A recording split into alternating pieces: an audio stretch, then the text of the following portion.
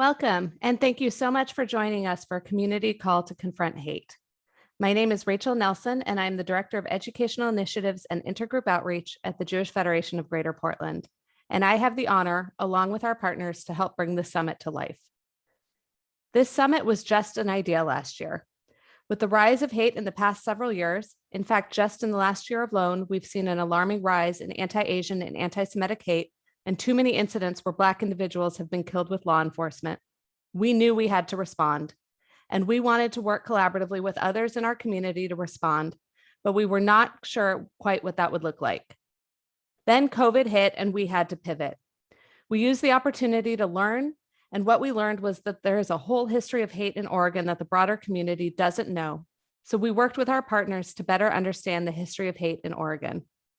We hosted 6 webinars: the history of anti-Black racism, the history of anti-Indigenous discrimination, hate against the Latino and immigrant community, anti-LGBT sentiment, the history of hate in the Asian community, and the history of Jews in Oregon and anti-Semitism. You can view all of these presentations at our website, jewishportland.org/uncovering. Throughout the webinar series, we, along with our partner organizations, worked on this summit. To that end, we have created a summit that we feel speaks to the breadth of hate and looks to start responding to hate. While there are so many more topics that could have been offered today, we feel that the 15 breakout sessions at the 10 o'clock and 11 o'clock hours are a start to the conversation. The session on the prison industrial complex has been canceled as the speaker is unavailable. Now, I would like to welcome Senator Ron Wyden for a few remarks before I go over some housekeeping notes and we kick off our summit. Ron Wyden here. Our country has spent the last year focused on fighting a virus. But there's also another virus that's been circulating long before a pandemic changed our lives. It's the virus of hate. As a son of Jewish refugees who fled Nazi Germany, I know full well how destructive hate can metastasize into unthinkable violence. Sadly, Oregon's past and present are filled with ugly, racist chapters. But now we have the unique opportunity to build a brighter and more equitable future. This summit is a great example of how multiple organizations can come together to create long-lasting change in the Portland community. And with the passage of hate crimes legislation, we can begin to do more on a national level to finally hold hatred accountable. I'm heartened by the commitment to justice I see in all of you here today. And I want you to know I stand with all of you in the battle against hate. And we are going to fight tooth and nail to end systemic injustice. Thank you, Senator Wyden, for that important message. A few brief housekeeping notes. We are coming here today to learn and to confront hate. To that end, please be respectful when asking questions or interacting with others on the platform. Please take a moment to review our code of conduct if you haven't yet. If you feel that someone is not being respectful or you need to communicate with us, please head over to the community tab and you can message with us. In a few moments, we will have an official welcome from Emmett Wheatfall, followed by our opening session with Bill Cruz. At 10 o'clock and 11 o'clock, you'll have the opportunity to hear from our amazing presenters. Pick your session by heading back to the agenda and joining the session that is of interest. We are recording all of these sessions and they will be available following the summit to view. Finally, at noon, we will be joined for our keynote with Eric K. Ward from the Western States Center. If you would like to join the chat, this is available to the right of the videos. We encourage questions in our sessions. Please submit via the Q&A tab and moderators will bring them to the presenters. Finally, this has been an incredible project and opportunity to work on. Our partners have been amazing. You can see all our partner organizations listed and click through to learn more about them. I'd also like to thank a few people who have really put so much to this day. Bob Hornstein, the Director of Community Relations at the Jewish Federation of Greater Portland, Michelle Bombett-Minch, the Chair of the Jewish Community Relations Council, and truly my partner in all the back-end pieces of this summit. Doug Blauer, the Chair of the Intergroup Outreach Committee, who along with Michelle co-chaired the subcommittee that kicked off the planning of the summit. The entire team at the Jewish Federation of Greater Portland who helped with the marketing, technical pieces, and all the other parts that make a summit run. Anna Zamir of Flock Event Design, who have made the tech pieces run smoothly, and all of our incredible presenters, the moderators and tech people who are making each session runs. Finally, to our partners who have truly been instrumental throughout this process. NAYA, the Native American Youth and Family Center, Latino Network, Pride Northwest and GLAPN, Gay Lesbian Archives of the Pacific Northwest, Portland Chinatown Museum, Japanese American Museum of Oregon, Vanport Mosaic, ADL of the Pacific Northwest, Western State Center, the Oregon Jewish Museum and Center for Holocaust Education, and Dialogues Unlimited, founded by Barbara O'Hare. Also, I want to thank those who provided financial support, the Executive Committee of the Oregon Jewish Community Foundation, and the incredible support of the Emily Georges Gottfried Fund at the Oregon Jewish Community Foundation. Now, I'd like to introduce Emmett Wheatfall. Emmett is a poet living in Portland, Oregon, where he reads, writes, publishes, and performs poetry. He has self-published 5 books of poetry, 2 by Fernwood Press, released 1 non-musical poetry CD, and 4 musical poetry CDs. He is known nationally and internationally for his lyrical poetry, having received wonderful reviews about his poetic work. For more poetry biographical information, visit emmettwheatfall.com. Emmett is a retired county administrator for Clackamas County in Oregon. Prior employment includes having been a vice president for the YMCA of Columbia Willamette, headquartered in Portland, Oregon, as well as the corporate equal employment opportunity and diversity specialist for Portland General Electric in Portland, Oregon. He has more than 30 years of professional experience in advocating for equity, diversity, and inclusion in a major U.S. corporation, public sector, nonprofits, and community-based organizations. As an equity, diversity, inclusion consultant, he has been called on by large and small organizations for public speaking. And more than that, he's a dear friend. So welcome, Emmett. Thank you, Rachel, for that warm introduction. I want to begin by saying what a delight and an honor it is to be asked to open up this conference. I was asked by the conference developers and coordinators if I would write a poem to open up the conference. And I want you to understand that this is a very wide and vast subject. The things that you will be dealing with today will be wide and vast. And so in thinking about what I would write, I want you to understand it would be very difficult for me in terms of writing a poem to cover most of the areas that you'll be dealing with today. So what I decided to do was write something I thought might be somewhat pithy, somewhat provocative with the intent of to stimulate thought. And what I thought I'd do is I would write something that had a point and contrast, to do a points offered, and then contrast them in terms of a kind of antithesis or the opposite. So what I've drafted is a poem that I want to offer for your consideration and your edification to open up the conference. And I've titled the piece, "The Question Is." The question is, if you were white, would you acknowledge your privilege? See yourself as a benefactor of racism? Deem yourself superior to others? Regard Black people as being ignorant, violent, and lazy? Label unwed Black mothers as loose women? Maintain a belief that Black men covet white women? Argue that Black people vote illegally? Turn your half-open eyes from inequality to inequity? View interracial marriage as an anathema? Allow your silence to express consent? Acknowledge conscious bias? Prefer watching American History X rather than Malcolm X? If you were Black, would you deem all white people racist? Deny the presence of systematic racism in America? Idolize Stacey Abrams' social justice stance? Embrace anti-Semitic views? Dial 911 when a white person walks through your neighborhood? Never take to watch Fox News for its antithetical views. View Asian Americans as unsympathetic about Black oppression. Revel in the conviction of a white killer cop. Hurl upon hearing Senator Tim Scott's presidential speech rebuttal. Patriotically stand and sing the U.S. national anthem. Acknowledge conscious bias.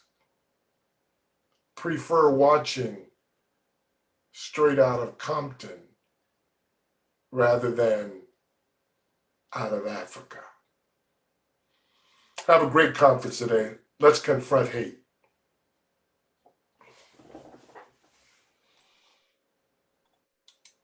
Thank you, Emmett, for that beautiful and impactful poem.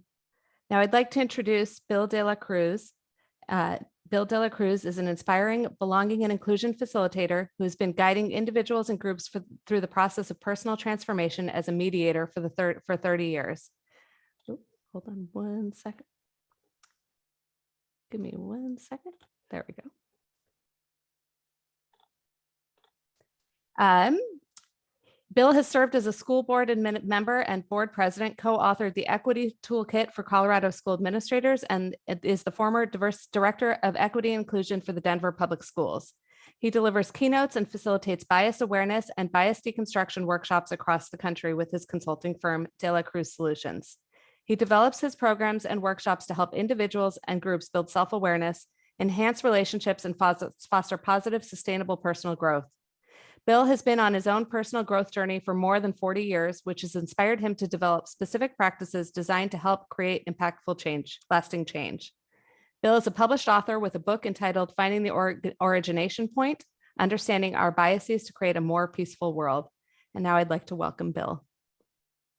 Good morning, and thank you so much for inviting me here. I'm really honored to be able to kick off this great day of work together. I'm going to go ahead and share my screen, and then I will get started. So I love this quote by Maya Angelou. If you don't like something, change it. If you can't change it, change your attitude. And so for me, in a lot of my life, and especially in the last couple of years, I've had to really look at things that I'm not happy with, and then think about, what control do I have over them? What's the influence that I can have? And I'm going to get into my talk. I just want to take a little bit more time and let you know a little bit about me, especially why I do this work. I've been doing this work personally for most of my life. I remember coming home from elementary school, which was a long time ago, and asking my mom, what's a beaner and what's a greaser? And how come kids are asking me if I swam over here as a 3rd and 4th grader? And she really didn't have the answers for me, because even though she was Spanish and my dad was Mexican, they had to fully assimilate into the American lifestyle. And so they didn't teach us anything about our ethnicity, about our language, about who we are. And so for a long time in my life, I had a real cultural void of not really understanding what it meant when they said, we're going to raise you to be white so you don't be discriminated against. And then I had no understanding of what that meant. And then I had no understanding of my own ethnic or racial background. So I was pretty much in limbo for a long time. And this journey of self-awareness, which is how I approach all of this. And for all of you today, I really just want you to think about, how can you increase your self-awareness around the topics that you're here for, around how we see each other. Because for me, absent self-awareness, I'm not able to get to looking at my own behavior or the ways that I impact other people, and that I'm impacted by other people. And so my big why for this work is I want to create a more humane world. That has been my why for a long time. And I decided to pick something that's much bigger than myself. And so for me, everything that I do in this vein is all rooted in creating connections and looking at transforming, and how do we move from where we are today and how we see each other to a place of acceptance and to a place of connection. And so what I'm sharing with you is not just theoretical academic approaches. It's my own approach that I use every day to be able to ground myself, to be able to look at things and hear things that I don't like and figure out how to change my attitude. And the other part of that attitude, I also call that our narrative, that I have found to be really important is that my narratives actually drive my behavior. So I can think about a behavior to change, whether it's language or something else. And until I change the way that I think, until I change my narratives, my behaviors don't last because my brain always overrules my behavior. And so I would just encourage you to think about as you move through today, as you move through this work, to think about what are the narratives that you're carrying and how are they affecting how you see people? Because what I've learned in my own life is my narratives don't just affect other people when I say them. Even if I have them in my head, they're affecting me and they're affecting how I view people that I'm stereotyping or that I have biases towards. And so really start to ground yourself in this idea of self-awareness and thinking about how your behavior affects you. So this journey of bias awareness I've been on since I was about 18 years old and realized that I had a lot of biases, I have a lot of stereotypes. And in 2002, I created a process that has become one of my modules in my workshop development around bias awareness. And what I'm really looking at is normalizing the bias conversation. Not that that means we're going to normalize the way that people treat each other or the impacts of our behavior. What that really means is that for a long time, when we thought about a biased person, we thought about somebody who's abhorrent, bigoted, closed-minded, discriminatory. And for most of us, if that's our mindset or our narrative, a lot of us would say, well, that's not me, so I must not be. What bias actually looks like is every living, breathing human being on the planet. We all have biases. Our biases are impacting our relationships with each other all the time, whether we're conscious of them or not. And so for me, the idea of bias awareness is the first step is becoming aware that I have them and owning them and being okay that I am a biased human being and not looking at myself as a bad person or as somebody who needs to fix themselves. What I really have created is a process to be able to understand my biases. And Dr. John Powell, he's from the Haas Institute in Berkeley, talks about bias as a difference between behaviors and belief systems. And one of the easiest ways to describe that is to ask you these two questions. And the first one is, how many of you believe that texting or talking on your phone while driving can be dangerous? If you're like most people, I would raise my hand too to say, yes, I have that belief system that talking or texting on my phone while driving can be dangerous. The follow-up question is, have you ever texted or talked on your phone while driving? The answer for myself would be yes, is essentially what biases are. It's a belief system. Talking on my phone can be dangerous and a behavior that doesn't match that belief system. So at its simplest forms, that's what biases are. Many of you may have a belief system that you love people or that people are good or that people are good-hearted or that you want to connect with people. And then when we meet them, our biases start to interact with our relationship with those folks, and it changes the way that we see them. So what biases are preferences. They're essentially things that we have either grown up with or messages that we've gotten about groups of people that then we extrapolate that to a whole group. So quick story of my own. I grew up in a home where my dad was 35 years old with 5 kids, very angry, didn't like being married, didn't like having kids, and was an alcoholic. And so he started beating up on me both verbally and physically when I was 9 years old and giving me this narrative that I was worthless, I'd never amount to anything, and I'd never be successful. And so unbeknownst to me, because I had no idea what was happening as an adolescent, by the time I was 13 years old, I created a bias that all men are mean. So I basically extrapolated the behavior of one person to a whole group. And it didn't matter at 13 whether the males that I interacted with were my brother, my uncle, my male teacher, the guy who lived next door to me. All that I knew is when I interacted with men, I didn't trust them, I didn't like them, and the narrative in my head was they were out to destroy me. So I would typically end the relationship or do something to cause it to fall apart because I didn't want them to treat me that way. And I can't tell you how many men were in my life as an adolescent that really did want to support me because I didn't give them a chance to even show up as their whole self. And so when I approach this bias conversation, the main question that we work with is, do my biases inhibit or enhance my ability to be in authentic relationship? And authentic relationship is defined as getting to know you for who you are versus the story that I'm making up about you. And so I think it's really important for us to be aware that when we are transforming hate, we are essentially wanting to know what's the story that that person has that has created that big of an emotional charge in them that it shows up in a way that is so either demeaning or denigrating or dehumanizing. And so our biases all have an origination point as well.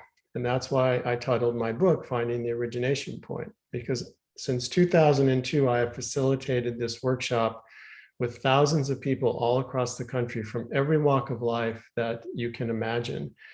And the origination point is essentially the point of healing and understanding when we are working in a process to uncover our biases.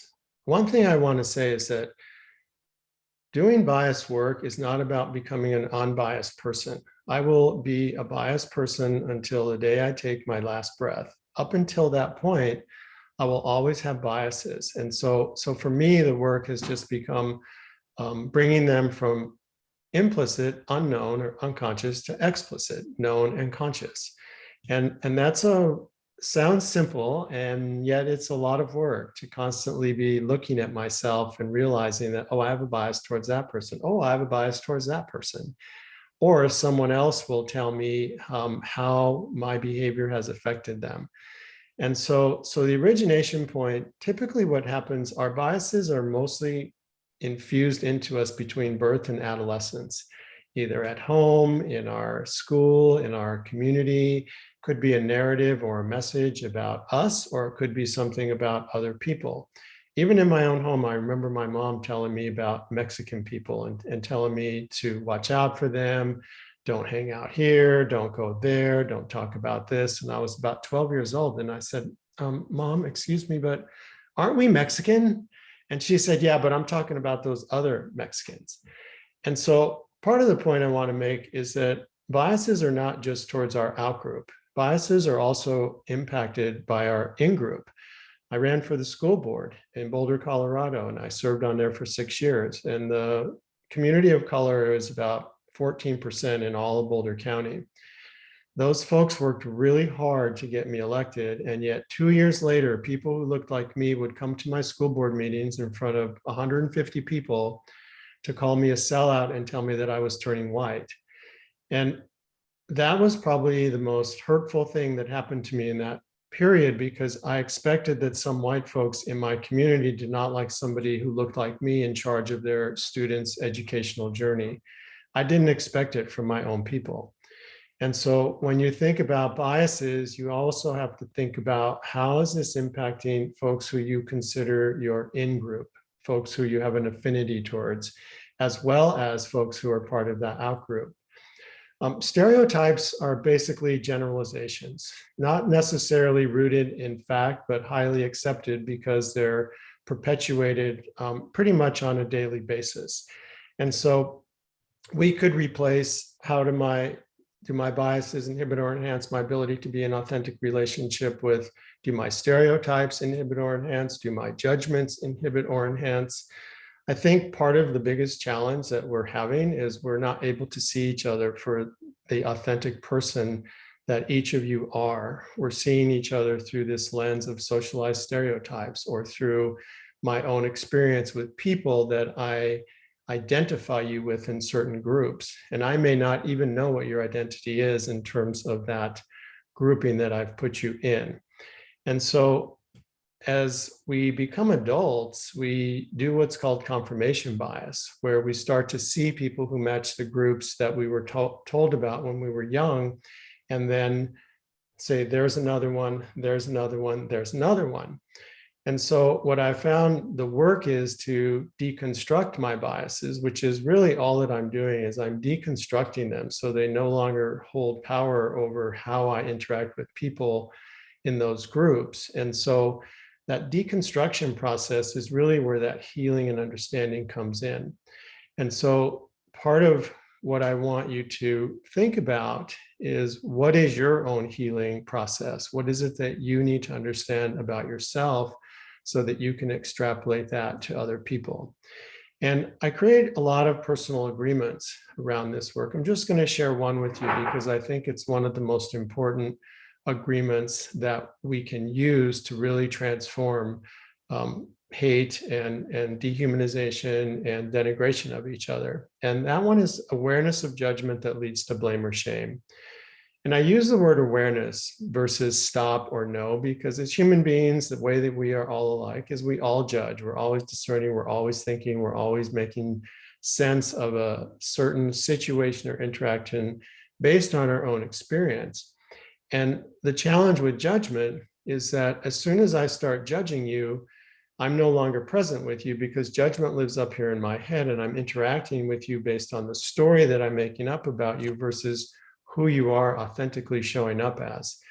And so the idea of that is to be, again, really aware of when you drop into judgment. And when I drop into judgment, my way through it is not to demean or dehumanize or tell myself I'm a bad person. It's to create an awareness to say, wow, you're judging this person, let go of it and come back and be present. And so that's the most important piece, because if we're going to really be transformative in the work that we're talking about today, we have to figure out how to move through these things that create barriers in just seeing and hearing each other. And so when I acknowledge that I have it, I'm owning my own stuff. And then when I can figure out how to let it go, then I'm being present for the other person. And I just want to remind us all that when we're talking about judgment, we're talking about race. We're also talking about ethnicity, religion, body image, age, speech, the way that we're dressed, the way that we look. So when we're talking about bias, we're expanding the conversation. Race is a factor. It's just not the only factor. And there's multiple intersections of identity that we have to be aware of when we are interacting with each other. So just to recap on this, bias is a preference. It's rooted in our own experiences. Stereotypes are generalizations, not necessarily rooted in fact, but highly accepted because of the socialization that we all get about each other. So I wanted to share this dimensions of identity to again have you see this is just a small list of the ways that people identify. And I'm often in spaces where people will ask me, well, what should I call you? Who, you know, how should I refer to you and or to somebody else? And first off, I say, well, my name is Bill, so let's start there. And then what they're really asking is, you know, how does somebody who doesn't look like me identify? And a lot of times I'll say, you know, that's a question that you need to ask, because it's not my job to create someone's identity for them. And even a racial identity could be completely wrong because somebody may not have that as their primary identity. A lot of times it might be related to their gender or their religion or their age or their being a mom or a grandparent or things like that. And so as you can see, our identity is really diverse. And so part of that being present for each other is being able to allow identity to just be a part of our conversation.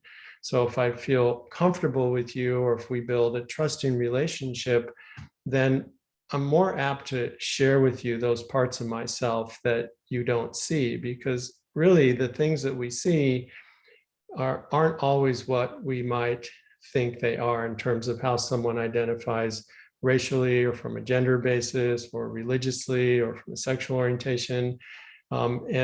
And those are the deeper conversations. So race is just one dimension of identity. And if I were to introduce myself from a racial perspective, because race is a social construct about skin color, I'd say, good morning, everybody. My name's Bill and I'm brown.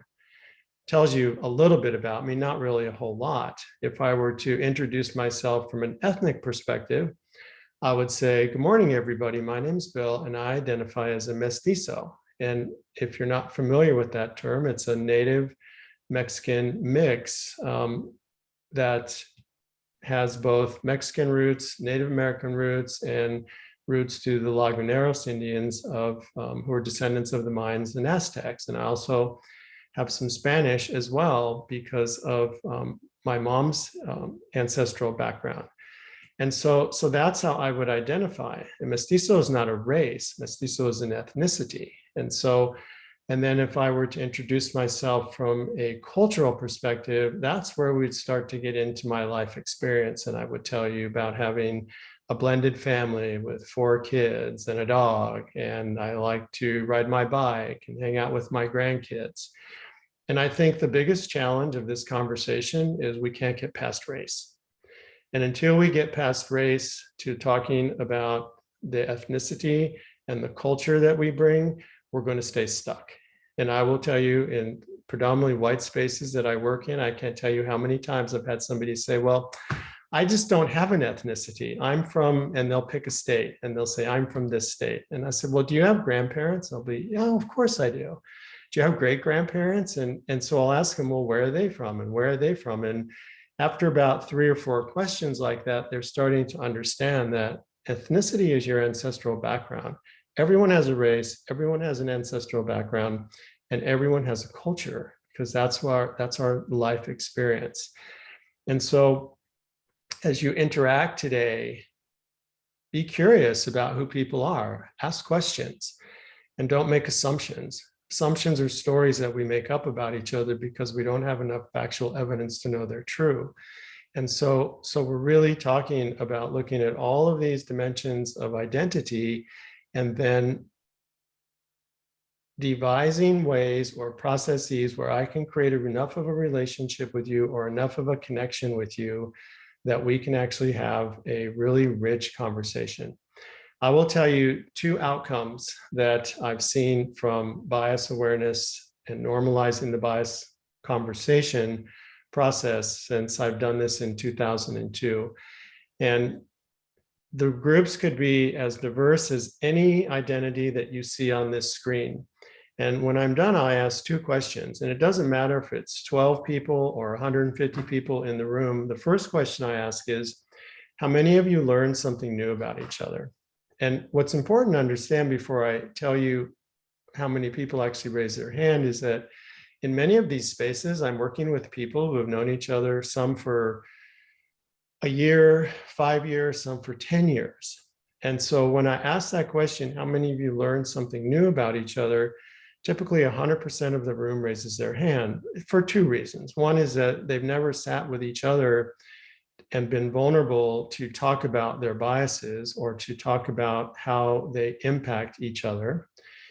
And the other reason is that when we're talking about systemic bias, we're talking about a structure of professionalism that doesn't allow for vulnerability. So when I'm talking about disrupting systemic bias, I'm looking at everything that's going on in that system, not just the racial aspect of it. That is a factor. However, there's other factors that are also important. And right now, in the space that I've been in the last year and a half talking to people, I can't tell you how many times people have said, well, we just need to redefine professionalism because it doesn't allow for vulnerability-based trust. It doesn't allow for being able to tell our stories. And until we do that, I don't believe that it's possible to disrupt systemic bias that is impacted by all of these factors, because we have to be able to tell our stories. Systems are driven by individuals. And even as a person of color, when I worked in Denver public schools, I knew there were many days where I was perpetuating systemic biases because I didn't have the ability to deconstruct them. I wasn't the superintendent. So all I could really do is go, okay, so this is going to negatively impact a group of students of color, or a group of students in poverty, or a group of students with disabilities. And all I could do is do my best to mitigate the impact at the level that I had influence, which was working directly with those communities and those families or those educators. The second question I ask has been really the most fascinating, because again, what I'll say is that the diversity of the groups and the spaces I'm in are everything that you see on this screen plus. And so my second question is, how many of you found that you had a shared bias with anyone in your group? And what they're doing is they're in groups of 4 just talking to each other about biases. And this has been true since 2002. 85 to 100% of the room raises their hand and say, oh yes, we did find that we have shared biases. So my follow-up question is, if we have so many shared biases, why are we so afraid to talk about them? And again, I will say that what I've heard and what I've experienced is we're afraid to talk about them because we don't want to be judged, shamed, or blamed for being normal. And so when you remove that from the conversation, it is amazing where people can go. So as you're engaging with each other today, be really conscious of, are you judging? Are you shaming? Are you blaming? Because whether you say it or not, it doesn't matter. When I hold it in my headspace, it still is impacting how I see another human being. And if we're going to really transform hate, which is to me, in transforming it into love, then that means that I have to really be really conscious of my own stuff and how I'm seeing you in terms of what you're sharing or what I'm hearing or what I'm being presented with. Because if we have so many shared biases, then there are a lot of opportunities for us to talk about them if we can talk about them outside of judging, shaming, and blaming. So this is some work that I adapted from Patricia Devine, and she's a bias researcher. And what she talks about is the 3 conditions to successfully deconstruct bias. And again, intention. This is probably the most important one. We have to acknowledge that we harbor unconscious bias and then create a motivation for change. So the motivation for my change was I had a lot of troubles as an adolescent. And at one point, I realized that my behavior might land me in the adult jail system because of mostly street racing offenses when I was young. And I was very unconscious. I didn't have any understanding of the impact of my behavior. But when a policeman said, I'll see you when you're 18, and I knew that he wanted to put me into the adult system because he got tired of me being rude to him and having me arrested and have my mom pick me up, that this is when I really had the motivation to change, because I didn't want to go into adult jail system. I didn't want to continue to hurt people. And so for all of you, that motivation is going to be something different. Something brought you here today that said, this is important work. And the other thing I want to stress with this intention is this change is not external. A lot of times I work in spaces where people say, well, let's just fire this white CEO and then we will not have systemic racism. And it's not that easy. This work starts on a very personal level.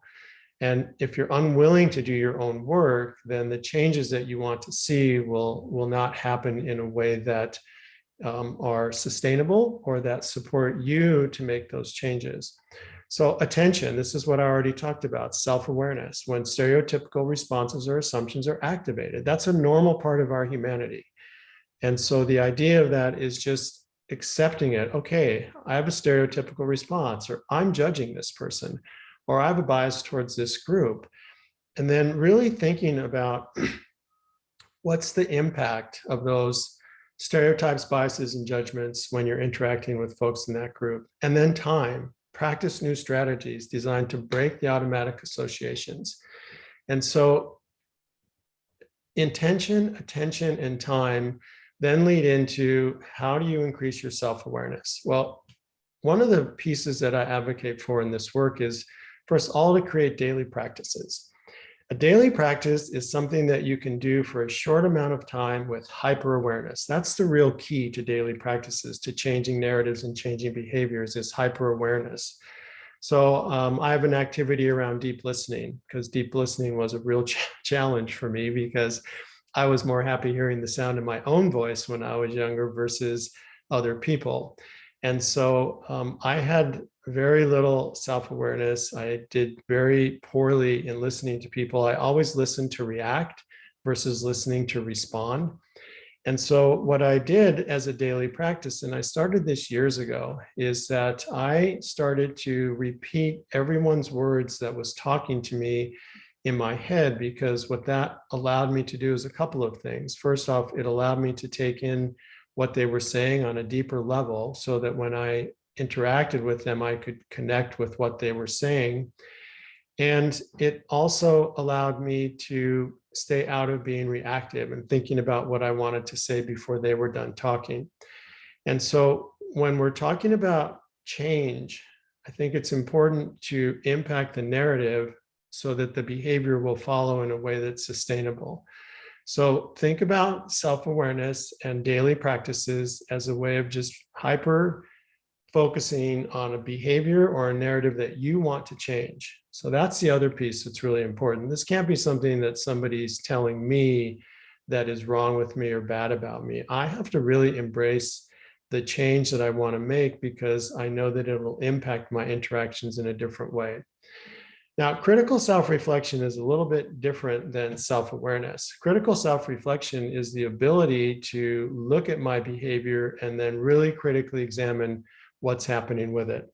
And so that's the ability to own whatever the outcome is, and then again, creating actions to continue to do the daily practices. I want to talk a little bit about conflict, because these conversations can be very conflicting, especially if you're position-oriented. So a position-oriented conversation is one where I'm forcing someone to do something for me to be happy.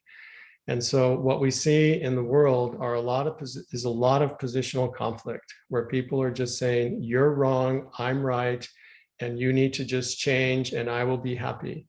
Positional conversations are always lose-lose, because for somebody to have to do something, somebody's got to give something up.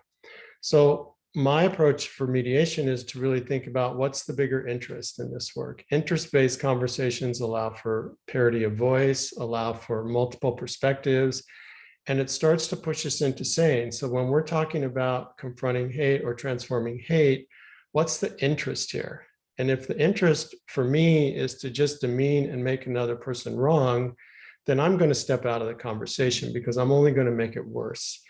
If my interest is to understand and create some level of acceptance, then I'll probably keep myself in the conversation, because I will add to it versus take away from what's being said. And intention and impact is also a very important concept, because intention is aspirational. So intention is what I did before I got on this call with you. I thought about what I wanted to say. I thought about how I wanted to go through our time together. And when we're done in a few minutes, I will look at the impact. Impact is factual. And that's where I'm going to just self-examine what actually happened here. Did I make the points that I want to make? And we're not really able to interact, so I don't have a whole lot to really reflect on that piece. But this is an important concept, because for me, intent and impact have replaced good and bad and right and wrong, because good and bad and right or wrong are judgments, and they're subjective based on each of your interpretation of what good and bad and right or wrong is. And so for me, intent and impact are very important concepts to be able to continue to do my work, because it supports me in staying out of judging, demeaning, or denigrating myself, because we have the ability to stop ourselves in our own work when we judge, demean, or denigrate each other. And it's also about perspective. Based on your lens, you're seeing a variety of things in this picture. And what we're doing in the world today is we are beating each other up over whose perspective is correct. versus understanding that in this conversation around race and inclusion and belonging, there are multiple perspectives. And we have to get out of trying to change each other's perspective to the right one and start to realize that you may have a completely different perspective than me. And yet, if we're going to create a culture where we're going to transform hate into love, then we have to create some level of acceptance for multiple perspectives. So again, really thinking about what you're bringing into your lens today. So next steps.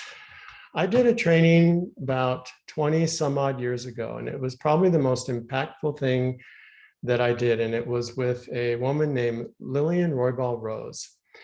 And she told me two things. She said, Bill, you know, when you're doing your own personal work and when you're doing work with others, if you just remember these two things, you will make connections. And those two things are everyone has a good heart and everyone deserves to be trusted. So when I step into my own space of my work and to a space where I'm supporting other people, my two thoughts are everyone that I see has a good heart and everyone here deserves to be trusted. And that may be challenging for some of you. And yet I think that's a challenge that we all have to rise to if we're really going to be transformative. So today, as you go through the day, and as you go in and out of the workshops and hear from folks and read things in the chat, search for areas of growth. Look for places where you can grow, because confronting is just the first step. And everyone asks me, well, what do we do next? What do we do next? Well, we have to transform. So for me, transforming hate means turning it into love. Even the word confront, I would use transform. I would go from divisive to connection. I would go and understand that language really matters. So think about what are those areas of growth? Be engaged, really listen to hear versus listening to react.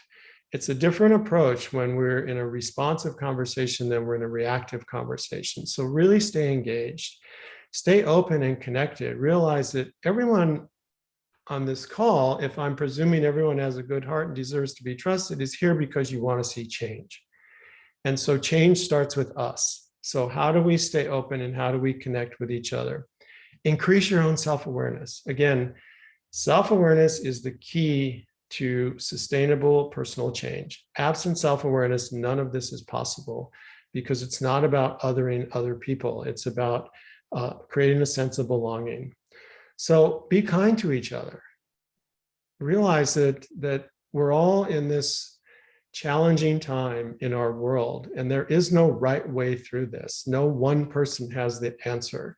And so collectively, we have a way through if we are willing to work together and do our own work. And then today I said, that's today. And then tomorrow I would say, repeat today.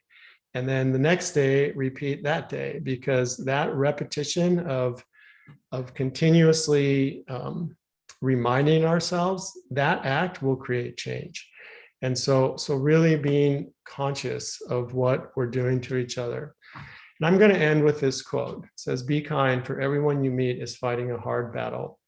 We don't know what each other is bringing into our spaces every day. I mean, we just went through COVID, and how many people have lost a loved one, lost a job, had challenges, is still being challenged from a variety of perspectives. When we look at the racial issues that are going on in our country and the political structure of the world, there's a lot of work to do. And so this idea of being kind for everyone you meet is fighting a hard battle is really connected to humanizing and seeing each other through the lens of connection. And so again, I just want to challenge us all as we go through this day that it's called the community. And as a community, we play a role and we have the answers. So I would encourage you to work together, to remember those two things. Everyone has a good heart and everyone deserves to be trusted. And I want to thank you all for your time today. I'll be working with a couple of my colleagues doing some workshops later this morning, and I will turn it back over to Rachel. Great. Thank you so much, Bill, for the informative session and information to and introduction to implicit bias. As a reminder, all of our sessions are being recorded and will be available following the summit at jewishportland.org/summit. You can also ask questions and start conversations to the right of where your video is playing. Now, please take a few minutes, stretch, take care of any essentials, then join us back here at 10 o'clock for your first breakout session. Thank you so much for joining us today.